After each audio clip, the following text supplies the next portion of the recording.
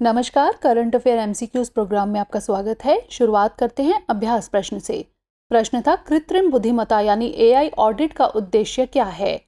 AI कंपनियों के वित्तीय प्रदर्शन का आकलन करना, मानव प्रदर्शन के साथ एआई एल्गोरिदम की दक्षता की तुलना करना, एआई सिस्टम कानूनी नियमों और नैतिक मानकों का अनुपालन करना, या फिर विभिन्न उद्योगों में एआई प्रौद्योगिकियों की बाजार हिस्सेदारी निर्धारित करना। इसका सही जवाब है ऑप्शन सी, एआई सिस्टम कानूनी नियमों और नैतिक मानकों का अनुपालन करना। कृत्रिम बुद्धिमत्ता यानी एआई ऑडिट, यह एआई सिस्टम का एक संरचित मूल्यांकन है ताकि यह सुनिश्चित किया जा सके कि यह पूर्व निर्धारित उद्देश्यों, मानकों, कानूनी आवश्यकताओं और नैतिक मानकों के साथ संरेखित हों। इसमें एआई संचालित निर्णय लेने में निहित संभावित पूर्वाग्रहों, त्रुटियों और जोखिमों को समझने और कम करने के लिए एल्गोरिदम, डेटा इनपुट, निर्णय लेने की प्रक्रियाओं और परिणामों का मूल्यांकन करना शामिल है। एआई परिदृश्य में ऑडिटेबिलिटी का वर्णन है, एल्गोरिदम मॉडल और डेटा स्ट्रीम का मूल्यांकन, परिचालनों, परिणामों और यहां तक कि अप्रत्याशित परिणामों का विश्लेषण, और एआई सिस्टम के तकनीकी नैतिक पहलू परिणामों की सटीकता और समानता तथा गोपनीयता जैसे सिद्धांतों के पालन पर ध्यान केंद्रित करते हैं। तो इस तरह इस प्रश्न का सही जवाब है ऑप्शन सी।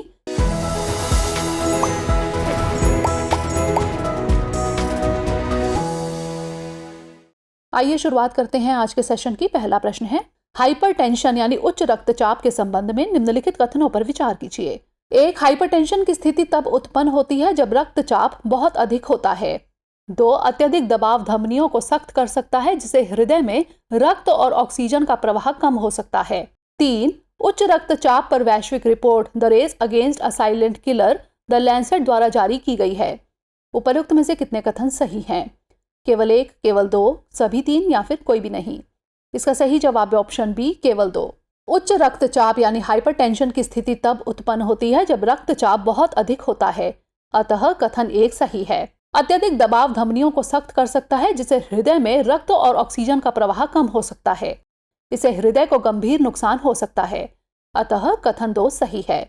विश्व स्वास्थ्य संगठन यानी WHO ने उच्च रक्तचाप पर वैश्विक report the race against a silent killer शीर्षक से पहली बार एक रिपोर्ट जारी की, अतः कथन 3 सही नहीं है।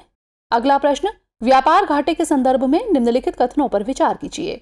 1, व्यापार घाटा उस स्थिति को संदर्भित करता है जब उसका आयात निर्यात से अधिक हो जाता है। 2, व्यापार घाटे की गणना में सभी प्रकार के लेन देन केवल पूंजी खाते में शामिल होते हैं। 3, व्यापार घाटा किसी देश को उसके उत्पादन से अधिक उपभोग करने की अनुमति देता है। उपर्युक्त में से कौन सा यहाँ से कथन सही है या फिर हैं? केवल 1 और 2, केवल 2, केवल 1 और 3 या फिर 1, 2 और 3? इसका सही जवाब है ऑप्शन सी, केवल 1 और 3। व्यापार घाटा, किसी देश का व्यापार घाटा उस स्थिति को संदर्भित करता है जब उसका आयात निर्यात से अधिक हो जाता है। व्यापार घाटे को व्यापार का नकारात्मक संतुलन भी कहा जाता है, अतः कथन 1 सही है। व्यापार घाटे की गणना में अंतर्राष्ट्रीय व्यापार में पूंजी और चालू खाते दोनों पर वस्तुओं तथा सेवाओं के निर्यात एवं आयात जैसे सभी प्रकार के लेन देन शामिल हैं, अतः कथन 2 सही नहीं है। व्यापार घाटा किसी देश को उसके उत्पादन से अधिक उपभोग करने की अनुमति देता है। अल्पावधि में व्यापार घाटा राष्ट्रों को माल की कमी और अन्य आर्थिक समस्याओं से बचने में मदद कर सकता है, अतः कथन 3 सही है। अगला प्रश्न, भारतीय संविधान के अनुच्छेद 22 के संबंध में निम्नलिखित कथनों पर विचार कीजिए। 1, अनुच्छेद 22(1) में कहा गया है कि गिरफ्तार किए गए किसी भी व्यक्ति को जल्द से जल्द गिरफ्तारी के आधार के बारे में सूचित किया जाना चाहिए। 2, अनुच्छेद 22(2) में कहा गया है कि गिरफ्तार किए गए किसी भी व्यक्ति को गिरफ्तारी के 48 घंटे के भीतर मजिस्ट्रेट के सामने पेश किया जाना चाहिए। 3, अनुच्छेद 22 के खंड 1 और 2 द्वारा गिरफ्तार व्यक्तियों को दिए गए मौलिक अधिकार केवल नागरिकों को उपलब्ध हैं। उपर्युक्त में से कितने कथन सही हैं? केवल 1, केवल 2, सभी 3 या फिर कोई भी नहीं? इसका सही जवाब है ऑप्शन ए, केवल 1। भारतीय संविधान के अनुच्छेद 22(1) में कहा गया है कि गिरफ्तार किए गए किसी भी व्यक्ति को जल्द से जल्द गिरफ्तारी के आधार के बारे में सूचित किया जाना चाहिए, अतः कथन 1 सही है। अनुच्छेद 22(2) में कहा गया है कि गिरफ्तार किए गए किसी भी व्यक्ति को गिरफ्तारी के 24 घंटे के भीतर मजिस्ट्रेट के सामने पेश किया जाना चाहिए, अतः कथन 2 सही नहीं है। अनुच्छेद 22 के खंड 1 और 2 द्वारा गिरफ्तार व्यक्तियों को दिए गए मौलिक अधिकार नागरिकों तथा गैर नागरिकों दोनों के लिए उपलब्ध हैं, अतः कथन 3 सही नहीं है। अगला प्रश्न है सार्वजनिक वितरण प्रणाली यानी पीडीएस के संबंध में निम्नलिखित में से कौन सा यहाँ से कथन सही है या फिर है? 1. केंद्र सरकार की जिम्मेदारी केवल भारतीय खाद्य निगम के माध्यम से खाद्यान्न की खरीद और भंडारण तक ही सीमित है। 2. पात्र परिवारों की पहचान और उचित मूल्य की दुकानों की निगरानी सहित परिचालन उत्तरदायित्व राज्य सरकारों की है। 3. कुछ राज्य या केंद्र शासित प्रदेश दालों, खाद्य तेलों, आयोडीन युक्त नमक, मसालों आदि वृहत उपभोग की अतिरिक्त वस्तुओं का वितरण भी पीडीएस दुकानों के माध्यम से करते हैं। नीचे दिए गए कूट का उपयोग करके सही उत्तर चुनिए। केवल 1 और 2, केवल 2 और 3, केवल 1 या फिर 1, 2 और 3। इसका सही जवाब है ऑप्शन बी, केवल 2 और 3। सार्वजनिक वितरण प्रणाली यानी पीडीएस का संचालन केंद्र और राज्य सरकार की संयुक्त जिम्मेदारी के तहत किया जाता है। केंद्र सरकार एफसीआई के माध्यम से खाद्यान्न की खरीद, भंडारण, परिवहन तथा राज्य सरकारें इसके थोक आवंटन के उत्तरदायित्व का निर्वाह करती हैं। अतः कथन 1 सही नहीं है। राज्य के भीतर आवंटन, लाभार्थी परिवारों की पहचान, राशन कार्ड जारी करना और उचित मूल्य की दुकानों के कामकाज की निगरानी सहित संचालन संबंधी उत्तरदायित्व राज्य सरकारों के पास हैं। अतः कथन 2 सही है। पीडीएस के अंतर्गत वर्तमान में गेहूं, चावल, चीनी और केरोसिन जैसे पण्यों का आवंटन राज्यों और केंद्र शासित प्रदेशों द्वारा किया जा रहा है। कुछ राज्यों और केंद्र शासित प्रदेश दालों, खाद्य तेलों, आयोडीन युक्त नमक, मसालों आदि वृहत उपभोग की अतिरिक्त वस्तुओं का वितरण भी पीडीएस दुकानों के माध्यम से करते हैं। अतः कथन 3 सही है। अगला प्रश्न, निम्नलिखित में से कौन सा भारत में शिक्षा से संबंधित है? 1. मुहिरम सैकिया समिति, 2. तापस मजूमदार समिति, 3. Probe report, 4. मुदलियार आयोग। नीचे दिए गए कूट का उपयोग करके सही उत्तर चुनिए। केवल 1 और 2, केवल 2 और 3, केवल 2, 3 और 4 या फिर 1, 2, 3 और 4। इसका सही जवाब है ऑप्शन डी, 1, 2, 3 और 4। भारत में शिक्षा, सार्वभौमिक प्राथमिक शिक्षा को सुरक्षित करने के लिए आवश्यक वित्तीय संसाधनों का आकलन करने हेतु शिक्षा मंत्रियों की राष्ट्रीय समिति की स्थापना की गई थी। प्रस्तावित 83वें संवैधानिक संशोधन विधेयक 1997 को क्रियान्वित करने के लिए वित्तीय संसाधन आवश्यकताओं का आकलन करने हेतु तापस मजूमदार समिति 1999 की स्थापना की गई थी, जिससे 14 वर्ष की आयु तक मुफ्त और अनिवार्य शिक्षा का अधिकार एक मौलिक अधिकार बन गया। Public report on basic education report यानी प्रोब रिपोर्ट 1999 में कहा गया था कि बिहार, उत्तर प्रदेश, मध्य प्रदेश और राजस्थान जैसे राज्यों में बच्चों के लिए पर्याप्त स्कूल, शिक्षक तथा कक्षाएं नहीं थी। मुदलियार आयोग का मुख्य उद्देश्य देश में माध्यमिक शिक्षा प्रणाली की स्थितियों की जांच करना और इसमें सुधार के उपाय सुझाना था। तो इस तरह इस प्रश्न का सही जवाब है ऑप्शन डी, 1, 2, 3 और 4। अगला प्रश्न है, निम्नलिखित कथनों पर विचार कीजिए।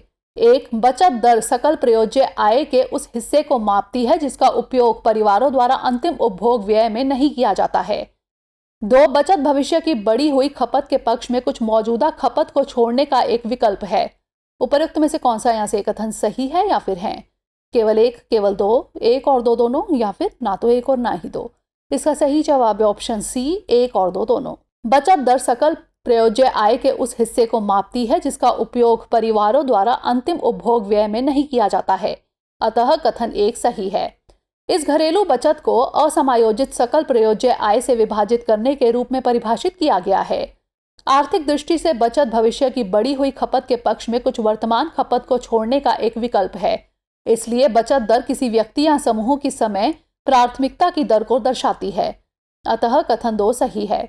आधिकारिक राष्ट्रीय लेखा सांख्यिकी डेटा से पता चलता है कि मौजूदा बाजार कीमतों पर सकल घरेलू उत्पाद के प्रतिशत के रूप में भारत की सकल घरेलू बचत 2011-12 में लगभग 34% से घटकर वर्ष 2022-23 में 30% से अधिक हो गई है। अगला प्रश्न है, स्पर्म वेल के संबंध में निम्नलिखित कथनों पर विचार कीजिए। 1. ये दांतेदार वेलों में सबसे बड़ी होती है। 2. ये विश्व भर में समशीतोष्ण और उष्ण कटिबंधीय जलीय क्षेत्रों में पाए जाते हैं। 3. इन्हें IUCN रेड लिस्ट में असुरक्षित रूप के रूप में सूचीबद्ध किया गया है। उपरोक्त में से कितने कथन सही हैं या फिर हैं? केवल 1, केवल 2, सभी 3 या फिर कोई भी नहीं।